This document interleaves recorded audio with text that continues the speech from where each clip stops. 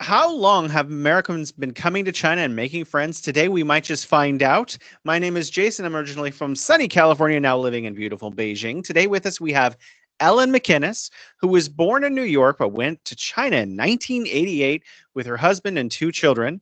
During her time in China, she helped with the Golden Key program, which worked to support getting blind children into their local schools in impoverished areas and worked to find creative and innovative ways to address special needs students at the Peng Special Education School in Xuzhou, China. She is semi-retired, working as a curator at the Kuliang Life on the Mountain Museum, which I got to visit. It was very lovely, near Fuzhou. She has a master's from Harvard and is a published author, having written Character Reflections, Contemplating the Spiritual Wisdom in Chinese Characters, and the Kuliang Album, as well as other works, including one on like knitting or like there is a bunch of them. I found them all on Amazon. She's also an honorary citizen of Fuzhou and winner of the Jiangsu Friendship Award. Welcome to the Bridge to China podcast. Thank you. So nice to be with you. Well, I'm delighted to have you. You're kind of a hero here in China. When I was able to, when you agreed to do this interview, I bragged about it to some of my compatriots who were actually quite jealous because you are so well known here. They were like, "Really, you got her?" So you moved to China in 1988. I think that this is what my fans would want to know. In 1988, I mean, this is when China was, not wealthy. Like, what precipitated your decision to move to China in 1988? Well, my husband got offered a job, and it's what we had always wanted. But before then, it hadn't really been convenient, and our girls were young. And so we just were happy. It came at the perfect time. They were in first grade and third grade. So we decided to go to China. I've always loved Chinese culture. Mostly as a child, I'd go to Chinatown in New York, and I just loved it there. I felt so happy. And I wanted a Chinese baby, which of course at the time I didn't understand about babies. I was just a little person. But anyway, my husband fit perfectly because although he wasn't Chinese, he was born in Fuzhou and grew up in Taiwan. And we were just so happy to be able to go back to China. Well, that's really fascinating. So your husband is born in China. Could you tell us a little bit about that? Well, his parents were in China at the time, obviously teaching at Xuzhou Daxue, so that's Fujian Christian University in English. And he was born there because they were there. Well, when did he leave? So he went to Taiwan, and then he went to the United States. That's where you met him in New York? No, we met at Harvard. Oh, wow. College sweethearts. Honest to goodness, it was love at first sight. It really was. It was 缘分 in Chinese, it was fate. It was meant to be. And we've now, in December, we will have been married 50 years. Wow, that is amazing. That's my goal. I've only been married 10 years, but 40 more, I'll be right there with you. So, you're in the United States right now. I met you in Fujian a few months ago, but I know that you went back to the States and come back to Beijing. Maybe I'm misunderstanding. So you go back and forth pretty frequently now. Oh, no, not frequently, but it depends on the year. The COVID years, I wasn't back at all. And now it's happening more often. I was invited to attend the 70th anniversary of the Chinese People's Association for Friendship with Foreign Countries. Wow. I know. That's in Beijing. That's a long name. have to It think is. really hard. I mean, since you bring it up, I think it's kind of comical. We should both know this. Most Chinese companies and Chinese organizations have very long names because it's for them. It's just like character, character, character, character. And then when you have to say the translation in English, it's like all these words strung together. I have to think of the letters, it's the CPAFFC. And so I think of that, and then I have to think of each word that goes with. Yeah, every year I go to something called CIFTIS, which is the nice name. It's the CIFTIS, which is the China International Forum for Trade and Services. But yeah, it's a mouthful when you have to say all of it. So I'm questioning because you grew up in New York, I'm assuming, unless you're just born Yes. in New York and grew up somewhere else. So when you're in China, do you miss the States? Do you miss, I don't know, Taco Bell or? Oh no, not Taco Bell. Um, I think if you say when you're in China, do you miss America more? Oh, that's a good Or question. Your question's better than my question. if you're in, so where do you miss the other country more? And I think when I'm in America, I miss China more. It is very lovely here. So I think we should get to Kuliang because I think a lot of people don't know about it yet outside of people who are China watchers, people who really know China well. So there is something called the Friends of Kuliang, after which there's been a movie made. And in fact, a radio show called Echoes of Kuliang and other media, including your own book and research. What are the Friends of Kuliang? Well, first you have to know what Kuliang is. Yeah. What's Kuliang? Kuliang is the first area in China that was started as a retreat, a summer retreat for the foreigners who were there. And you can imagine if you were a foreigner in China and you didn't see other foreigners through the year, then you would be very happy to have a place where you could get together and meet. And at first they gathered in an island called Sharp's Peak, or near, I don't know if it's an island or not, but anyway, they gathered there and it was still hot and miserable because this is in Fuzhou, Fujian. Yeah. in Fujian, it's really hot and miserable in the summer, very muggy. There's a lot of, in those days, before the science was there about bacteria and things, there was a lot of illness. There was cholera, there was plague, there was all kinds of illness. And so to get up into the mountains was the goal. So Kuliang was the mountain town that a doctor discovered on his way to treat a patient on the other side of the mountain. And he found it was so cooler. It was at least 10 degrees F cooler than it was down in the town. So it was perfect. And this was the late 19th century. Yeah, it was 1885. Once it was discovered, then everybody in town who was from a foreign country wanted to go there. And so the diplomats, the tea traders and traders, and the missionaries around all went to Kuliang to have a rest and be together and be able to talk English with other people. So that was how Kuliang got started. And then it was just like other retreats in China, Beidaihe, Moganshan, the other Kuling, which isn't Kuliang, but Kuling on Mount Lushan near Wuhan. So those all started afterwards. Fuzhou's was the first. And it grew and developed, and pretty soon there were several hundred houses there. By the 30s, there were several hundred houses there. Wow. And a large, in the 20s, there was a large population. All this depends on the year. There were some years that were better than others. And so one of the things that go ahead, please.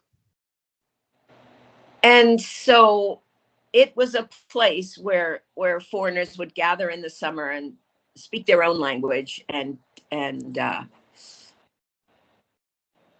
the interesting thing about Fuzhou compared with the other foreign settlements is that the people there tended to be in Fuzhou for a long time.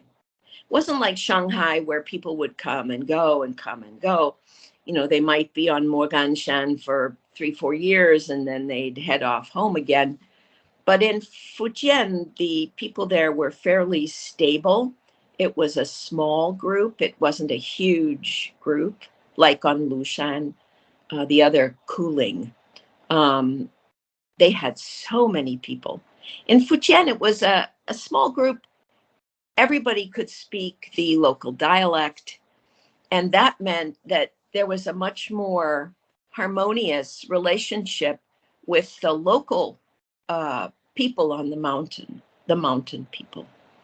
And so in that, as I researched history, I found that the keys, there were keys to friendship. And one of them is of course time. Yeah, one of them is time. So that was one of the key things with Kuliang, is that people spent time there together. So the residents were able to live there for long enough that they became kind of a mixed community of local Chinese people and people from all over the world, in fact. Yes, indeed. From all over the world, Europe included. There were quite a few British people there. And there were even, Japanese and Russians. And I mean, there were just a lot of different countries represented on Kuliang. It's when I also, like you, I liked Chinatown in San Francisco, and I always was fascinated by Chinese culture and things, but I never really imagined that, in the 1900s and the 1800s, there were Americans or others living in China. It didn't really occur to me. And so every time I learn about a little group of people who were living in China from these foreign countries, it's fascinating. And so Kuliang is especially fascinating because there were an enormous amount of foreigners who were all kind of living there, kind of almost semi-permanently. Apparently, a lot of them did go Only in the home. summer. Only in the summer. Yeah. During the rest of the year, they had their work. They were university professors. They were high school, all kinds of teachers, regular school teachers. They were traders. They were diplomats. But the missionaries especially were working in local dialect.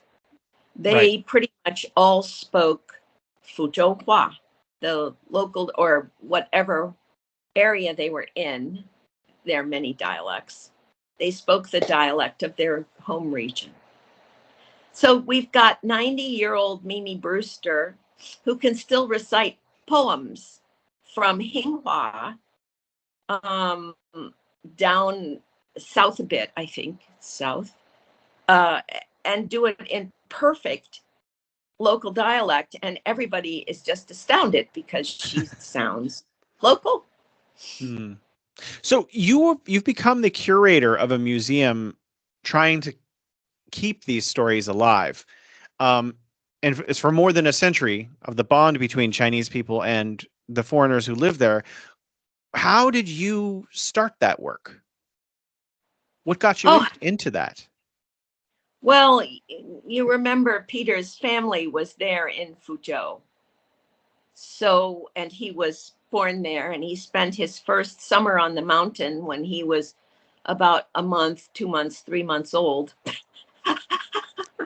And in that summer, the family was preparing to stay in China. They bought a house, but it was really just a ruin. And so they bought a ruin and they prepared to rebuild it. And so when we went to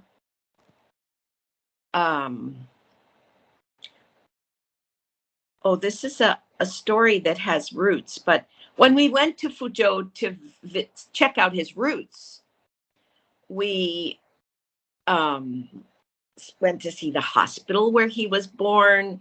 We went to the university, which was then a factory, a drug factory. So it wasn't being used as a university. It was quite a bit out of town. We went to the university to see where he was born. We figured it out, which place he grew up his first year in. And then we wanted to see Kuliang to see if we could find the house, the family house. We were hoping that someone else had, put it back together and had lived there. Mm-hmm. But in actuality, the house had been taken down by several typhoons, because typhoons go through Fuzhou and, they'll take the roof off and then they'll blow down a wall. And then pretty soon, if you don't fix it, there's no house left. It's been blown away. So his house had been blown away. We figured that either there was someone living it or it had been blown away. Indeed, it had blown away, but we couldn't find it. We went there and we were taken around by the administrative offices just to see Kuliang, because he had spent his first summer there. And we found a map in the post office, and it was so exciting because we saw this map and we said, oh, we can find out where his house was. We weren't really thinking, of course, people living in houses over time change whose name is on the board. So I don't know how we would have found his house. But anyway, we were told, oh, this is the map, but we don't have a name list. And I thought, oh, you don't have a name list? So that was the first kind of eureka moment, that Kuliang's history had disappeared from China. And so I was the one who was thinking about this. And I thought, I love to research things. I'm really good at it. And so we decided, that might be a fun thing to do. And I got busy and started looking on the internet. There was almost nothing. There really was no history at the time. And it's been over the past, since 2015 till now, that we've been researching especially on the internet now. Now it's just wonderful to research things on the internet. Then it wasn't so easy. There were about 25 references to Kuliang on the internet. So that, we just got started. And the first useful thing I found was a little pamphlet that was from 1907, written by a missionary who came up from Xiamen, from Amoy. And he wrote about Kuliang, an introduction to Kuliang. It was really good. It was great. And from that, we got a name list. Of course, MacInnis wasn't on it because in 1907, Peter's dad hadn't even been born yet. But so we've slowly researched, and now we have more than, 8,000 documents and 2,000 photos. And wow. We haven't counted, guesstimating, but I've done a lot of work because I got together with a young professor who was researching the foreign community in Fuzhou, and he couldn't find anything about Kuliang, so he didn't bother to do anything. But once I came in and we could connect the dots between the people in the town and the people on the mountain, then we started really working with steam. Well, I mean, did you find his house? Well, at first not, because it was gone. And if you go to Kuliang, you can see how would you find a house that was gone? It's not so easy. But we slowly found it. And that was the exciting thing that happened 2 years ago. We have a Kuliang research team. The main people are me and Professor Lin Nan, who's in Shanghai, but's always going back and forth to Fuzhou. And then a local person who loves history, whose name is Cheng. So the three of us are kind of these central members of the team, and Cheng is the one who found it. He and his dad sat down together and said, "Look at this view behind in these photos.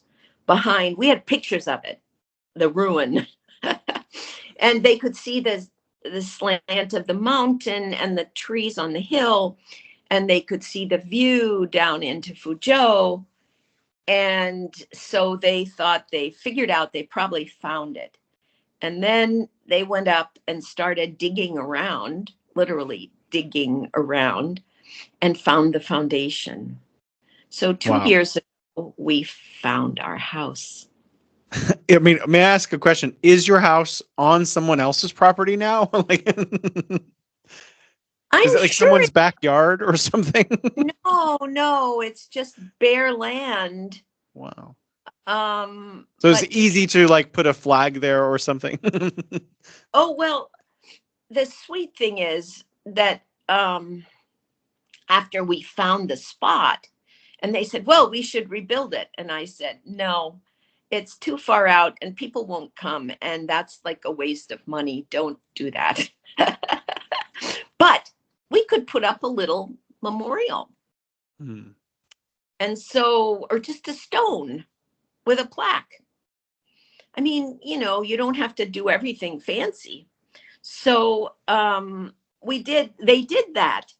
They restored the foundation on one side. So there's like a little wall, and they wrote on it the name of our house. We had named our house because my husband's family is from Skye in Scotland. So they put just a very large sign actually up that says Skye. Well, actually, they called it the Isle of Skye, but we just call it Skye. And so there it is in the middle of the mountains in Fuzhou, a big sign that says Skye. I haven't told the people on Skye yet, but I will. And maybe some of them will watch this or listen to this. Yeah, the former house of the MacInnis family. Wow. So you did find it. I noticed, I have some questions personally because when I got to Kuliang for the youth festival, they gave me a little faux passport, and we were rushed around to all of these locations really quickly to get stamps and go to this bookstore and go over here. Like, are all of those locations that you guys scouted out and rediscovered? Yes. So some of them were known, but very few.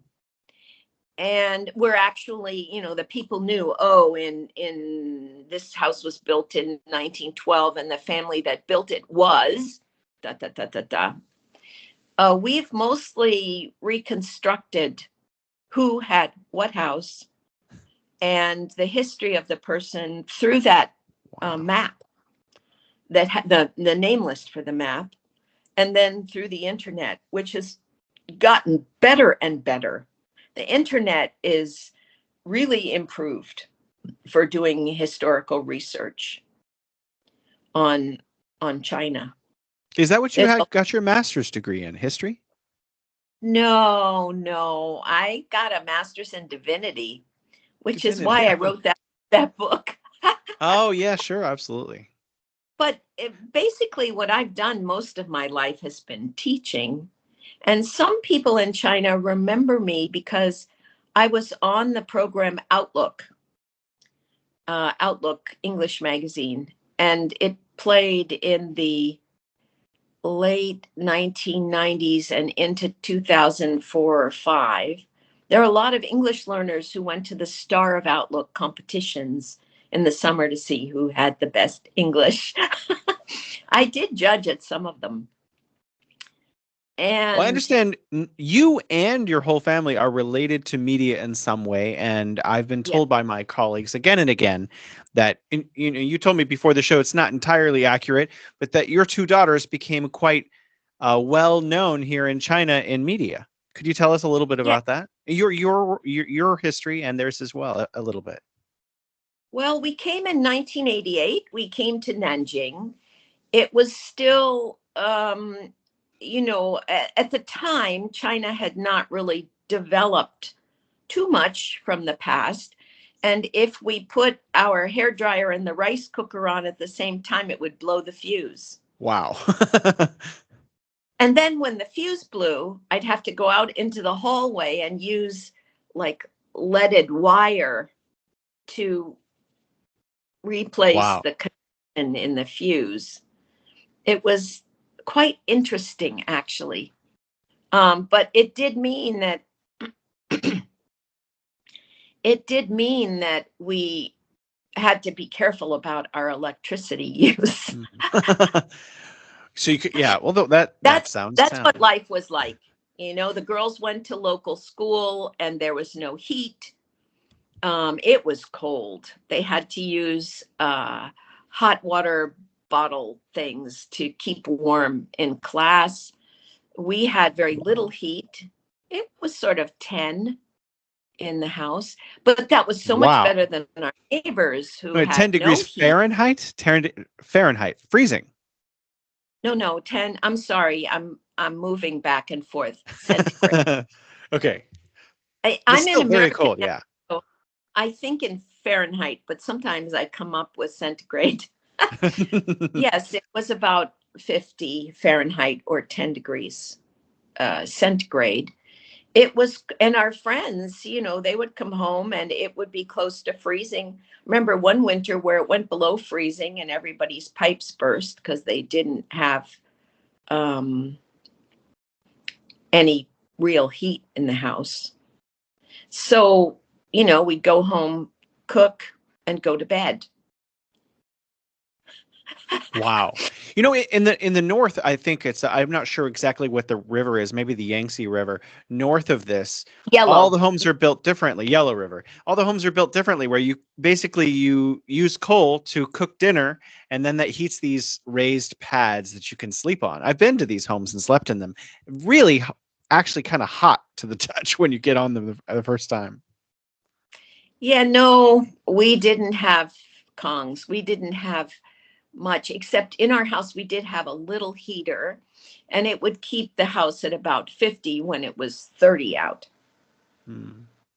Well, I mean, that's was a good question. Since wait, we're going too fast. So about you and your daughters getting into media.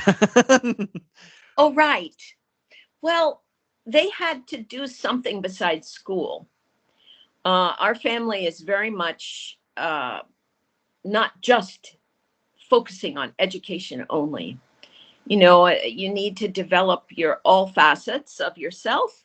And so we like the idea of music and dance and maybe ceramics. They had actually been very interested in ceramics before we went to China. And so we weren't sure, what should they study? But then we discovered in Nanjing, in the center of the city, was a dance troupe, a song and dance troupe. And they had a school, and it was called the Little Red Flowers Song and Dance Troupe. It was probably the best in China, and if not the best, well, amongst the best. And so we asked if they could go to the school to do some activities, and we were welcomed. And so they went and they learned how to do Chinese opera. Wow. They can sing 7 different types, representative samples of 7 different types of Chinese opera. And they learned how to dance and how to perform. And their first performance, they were just the little announcers who would do the announcing in let's see, was it in Chinese or English? I think the first one was in English. And so they had a Little Red Flower child come out and say something. But because there were many foreigners there, it was a thank you to the foreign companies and the people who had assisted Nanjing during a huge flood in 1991. And it was their Golden Autumn business meeting. And so the girls did the English language for the foreign visitors who were there. They did a great job. And so I think people realized, oh, maybe these kids would be good. And then they learned. So the local TV, Nanjing TV, and then later Jiangsu TV, immediately grabbed onto them because they were kind of interesting, you know. And they did an excellent job of what they did, and they got better and better, and they learned about TV and how to do things on TV. And so then it just grew from there. Then they learned crosstalk, xiangsheng, and they learned other things like more dancing and a higher level of Chinese, and that really helped them in their studies. You know, that's amazing. So do they go back to the United States, or do they live in China? Well, we all lived in China. We went back once a year in the summer. I really didn't want them to lose their English. So go back and forth, and so that way they're fully bilingual, fluent in both languages. That's impressive. That's amazing. They're actual human bridges between these two cultures. You know, you started on the topic of what life was like in 1988 in China versus now. What would you say? I mean, it's pretty obvious, I think.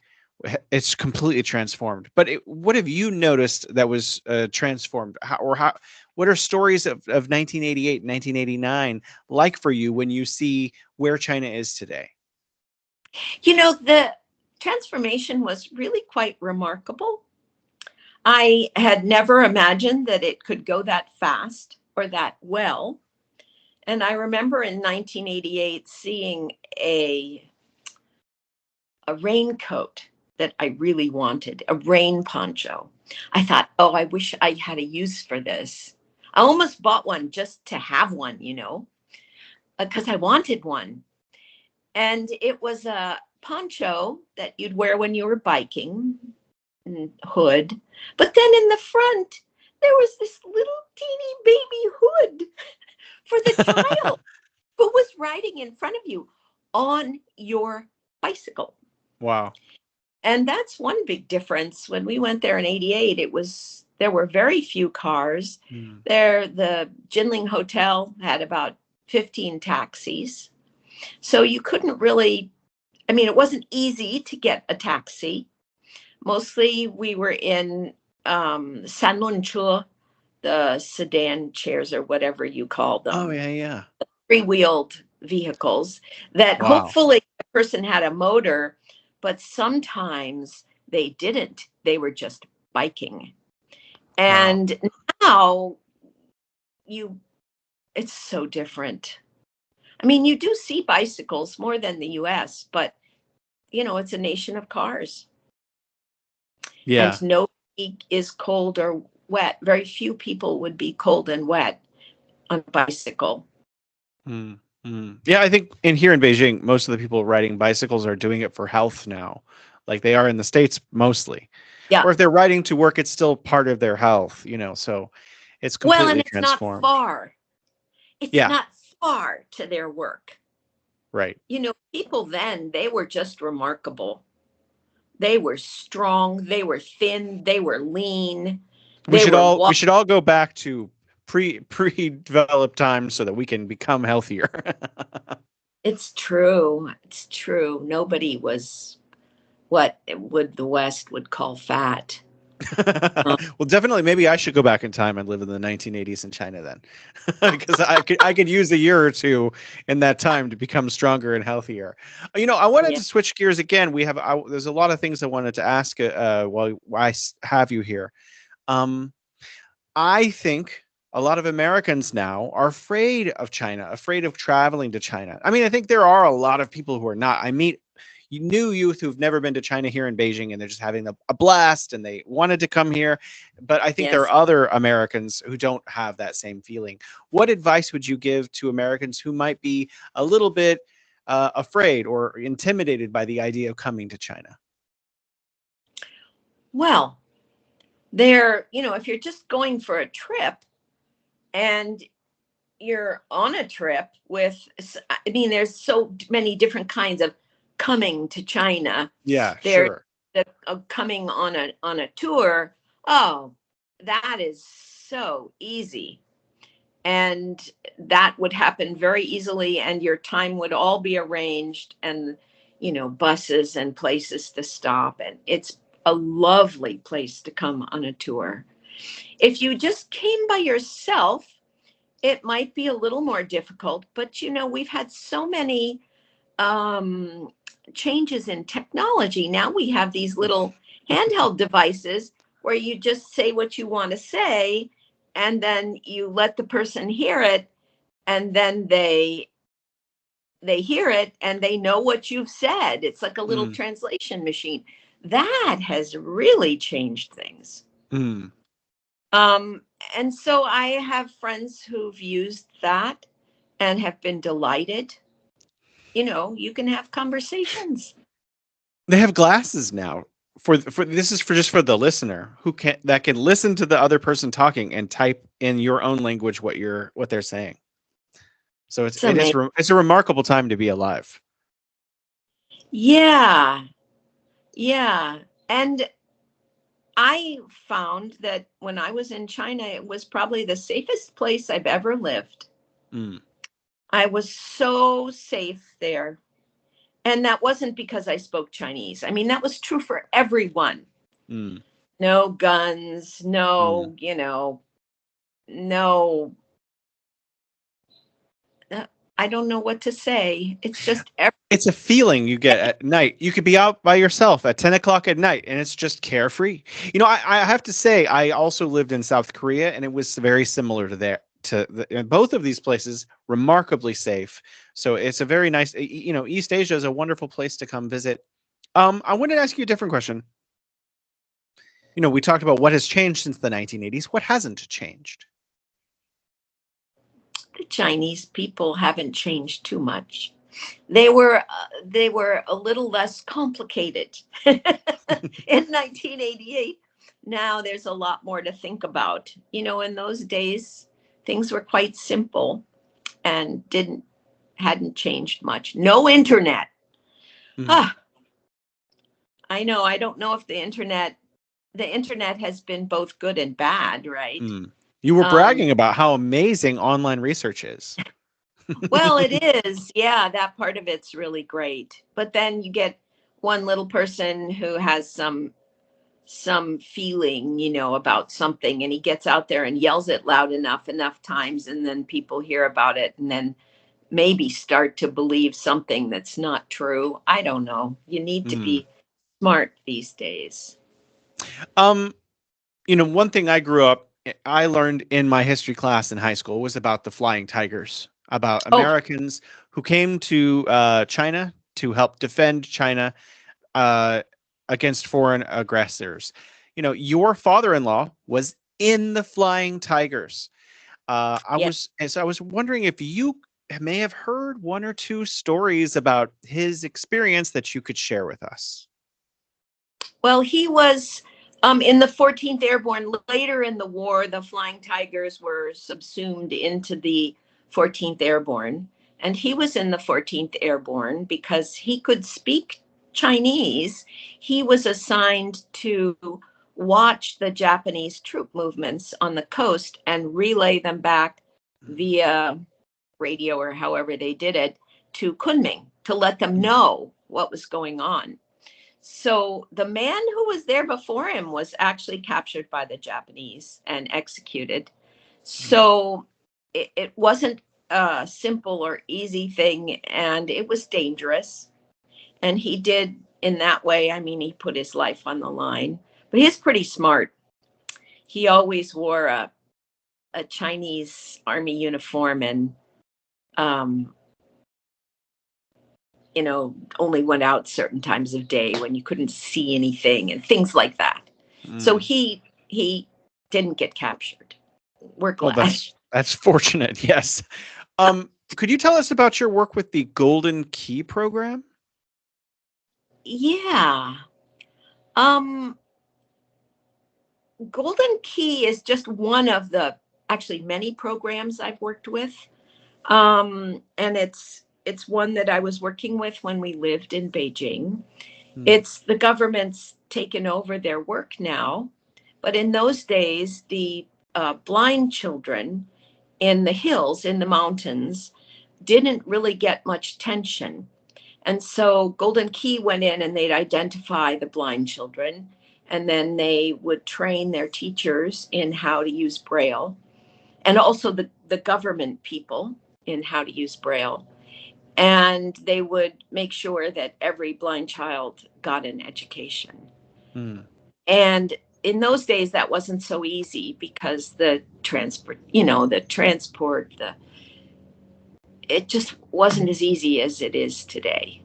Because you had to like take a bicycle or a motorcycle up into the mountains or hike into the mountains? Well, we'd get close enough by car.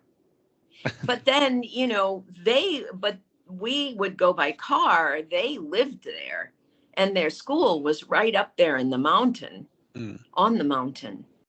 And they would integrate the children into the local school so they could be part of the local school and not just sit outside and listen from the window, which is what many of them did.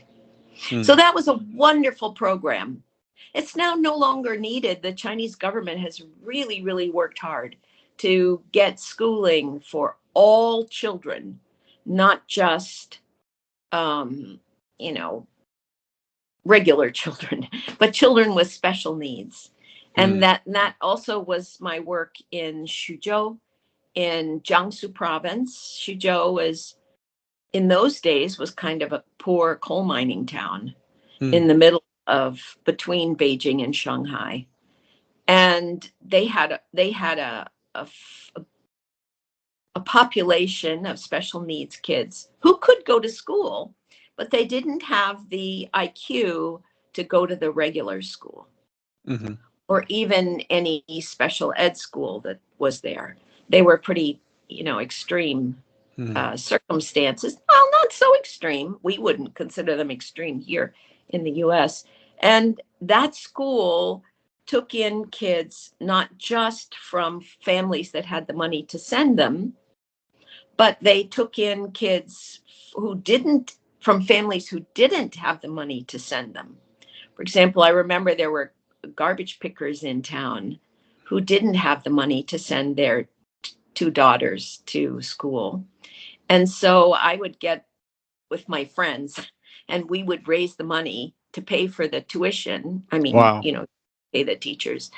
And through the years, it got to be more and more so that all the children could attend school who wanted to.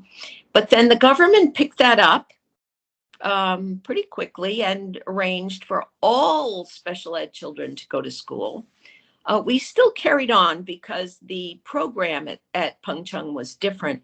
My job was in neurofeedback. I had a neurofeedback program because my first love was science. So I learned it and got the equipment and then took it to the school so that the children could train their brain waves. You can actually train your brain waves using the equivalent of one of the EEG hats, the hats that check your brain waves. I didn't know this. Maybe I could get one for studying myself. Well, if your brain waves aren't haven't learned how to go correctly, then this helps train your brain waves. Wow. Wow. I had Yeah. no idea this technology existed. It's amazing. And of course, it's not paid for by insurance here. So you have to, in the US. So if you're in the US, you have to look around to find it. But there are people around, and you can really help children with this. Wow. Because once your brain catches on to the training way, it understands, even if you don't, your brain immediately perceives, oh, I need to produce this kind of frequency over here in order to get Pac-Man to move forward. Wow. That's pretty crazy. Wow. We had a lot of success, and we've closed the program now, mostly because I can't get there to work with the machines and do more training for the teachers and stuff. But it was good while it lasted. And we helped a lot of children. Yeah, it sounds like your entire history is helping and being a bridge, and that's kind of where I wanted to go. Given the history of you and your family, you are obviously uniquely placed, especially with your two daughters being fluent. I'm assuming that your fluency is also quite good. Yeah. So, and your husband, clearly same kind of story as you. So in terms of cross communication between China and the United States, what kind of advice would you give to Americans trying to understand China? Well, I think it's very important for people to understand that what lives in your head is just a map of what it's like to be an American in this day and time. And what lives in a Chinese person's head is just whatever is going on in China in this day and time. And also both are completely resting in culture. So for example, when a child is running around and they fall down, in the US, probably only the mother would go running over and say, oh, you poor thing. And the child would cry and the mother would try to soothe the child.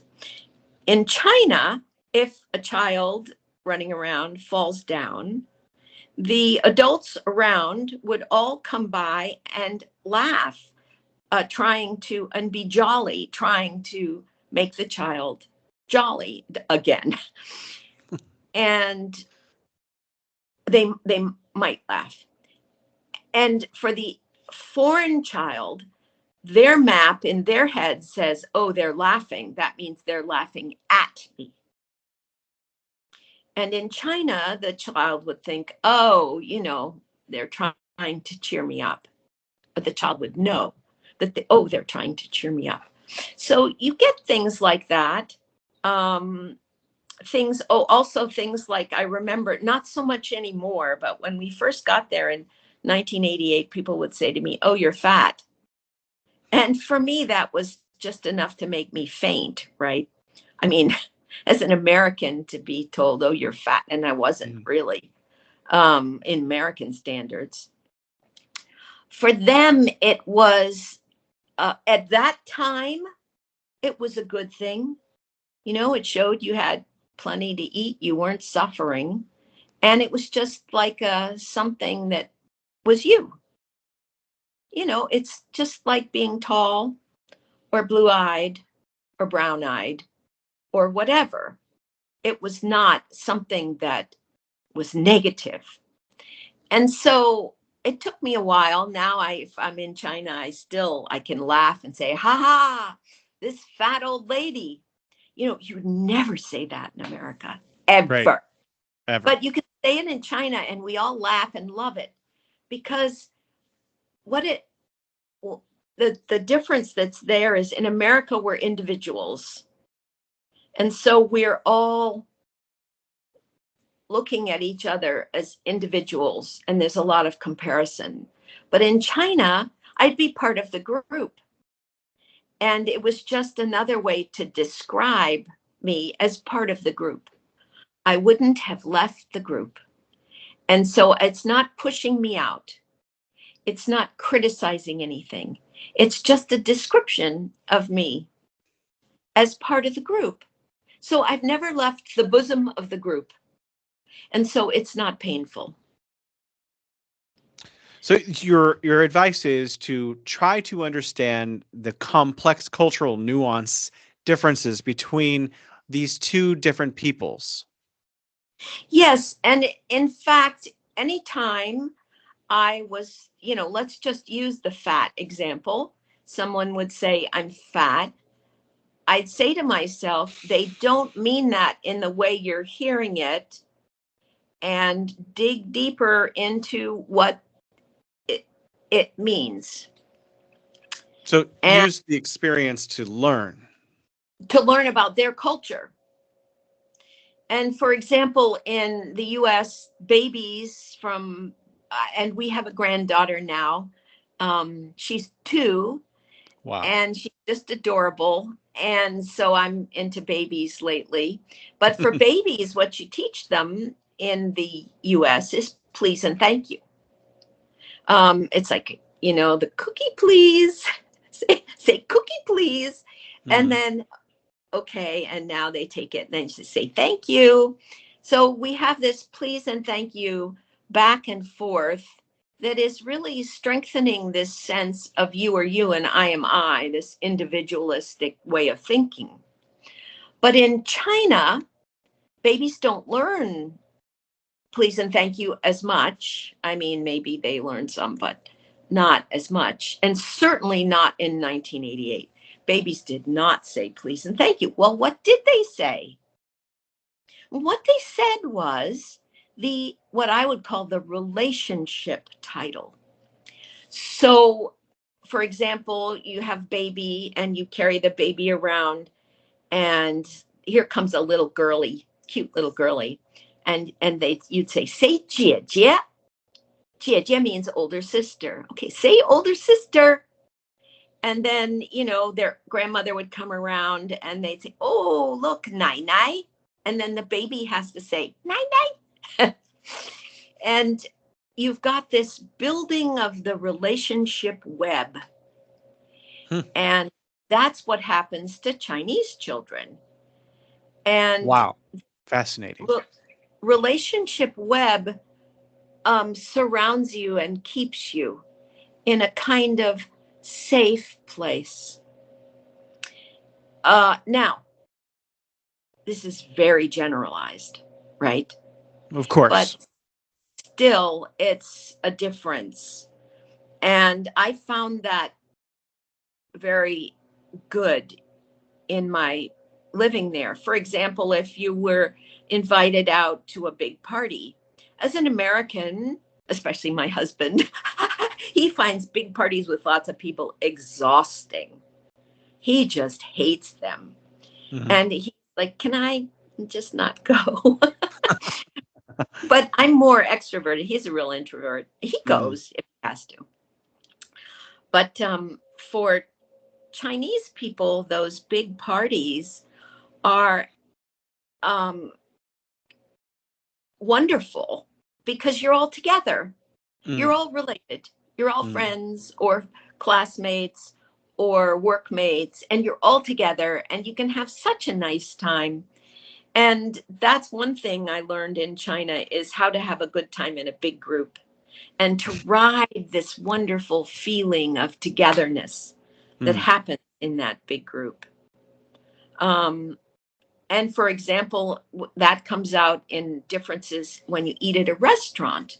Mm-hmm. So if you go into a restaurant in the States and you're noisy, everyone is irritated with you and talk in a small voice. Use your inside voice. Mm-hmm. But in China, if you're loud, you're having a good time. It's showing your happiness. So at first, when I went to restaurants that were really noisy, I was kind of overwhelmed by the noise. And I think, I don't like this. It's too loud. But now I go to a restaurant with my Chinese friends and I can get into it. I love it. We're loud. We have a great time. Mm, mm. So it's important to be able to move back and forth between cultures and understand what, the joy is, and understand what it is you're supposed to say when something happens. So It seems I a very much like cultural anthropology, where you go into another culture and you try to adopt the form of the way that they perceive to culture. understand it, Hmm. not adopt Not necessarily. adopt. Not Well, unless you you want to. need to understand it. When Yeah. you're with them, you do it their Mm, way. When mm, you're with a foreign group, you do it their way. You need to mm, become flexible. mm. Um, I have one last question. We went to the youth forum in Kuliang where there was I think it was 500 youths from different China and the United States. In terms of your own ideas, are there programs that you've imagined that would help facilitate better understanding between Americans and Chinese people? Last question. Oh, you can ask as many questions as you want. Okay. Um, I think uh, President Xi's initiative to bring, is it 50,000. 50,000 Yeah. youth to China is brilliant, Mm, because you need to have people who've been there mm, and know what it's really like, mm, and have, preferably, I like to see them working together. mm, So my idea would be for different small groups to come. For example, crickets. If you have an insect, a group of people studying insects, you could bring them to China and have them look at the cricket culture, mm, which is fascinating. mm. In Beijing, people keep crickets, They do, and they yeah. Especially old. store. I in my experience, it's always old men. They carry this ball around with them that has crickets in it. Well, there are some old ladies out there that like it too. This old lady likes crickets. I used to go and buy different kinds of crickets, ink crickets, golden bells, big purple bells, all the different kinds. And I'd bring them home for a few days, and I'd sit them on my dining room table and let them sing. And at night they would sing, and I had an orchestra. Wow. I had a cricket orchestra. And Would then after a week, because it's a lot of feeding you have to do when you have crickets, a lot of crickets. So I'd let them free. mm. But for a few days, I had the joy of the cricket orchestra. And that is an example of what you could do that is really fun, have some really deep back and forth. And I would require them to make a small video, That's a which great idea. everybody Yeah. knows how to do now. And the people from the insect world, or just people who were interested, they don't have Mm, to be specialists, could come and produce a little video that could be put online about what it's like to have crickets in China. It used to be the boys would all have a cricket in the fall, and they'd have their little cricket tubes, and they'd bring them to school and put them outside the door of the class because it was too noisy otherwise. And then at break, they'd run out and get their cricket and go to the wherever they went at lunch and play with them. I didn't know that. That's interesting. I mean, that is a really good idea. So like little different cultural based trips, visits, like maybe a couple weeks or something, where different specialists or people who are interested go and do all kinds of things, like there's bird watchers in Canada, the Yes, United States. There's bird watchers in yes, China, and I've noticed they carry birds to the park in China. yes, There could be all yes, kinds of things like that. for exercise. But there's so many fun things that are Mhm. happening in China that we don't have in the States or Canada, Mexico. We don't have those things in our part of the world. Mm, So there's so many fun things that if you got the younger people mm. to, with their amazing computer skills, to, you know, do little videos, they could come for 2 weeks, learn about China, and then their goal would be to create a video about what's fun about crickets. I hope someone finds this idea and funds it, because it's actually really brilliant. We are out of time. Oh, Maybe I could have you back next year if you're willing to spare another hour. Of course. Thank you I'd be so happy. much for your time. Well, thank you for finding me.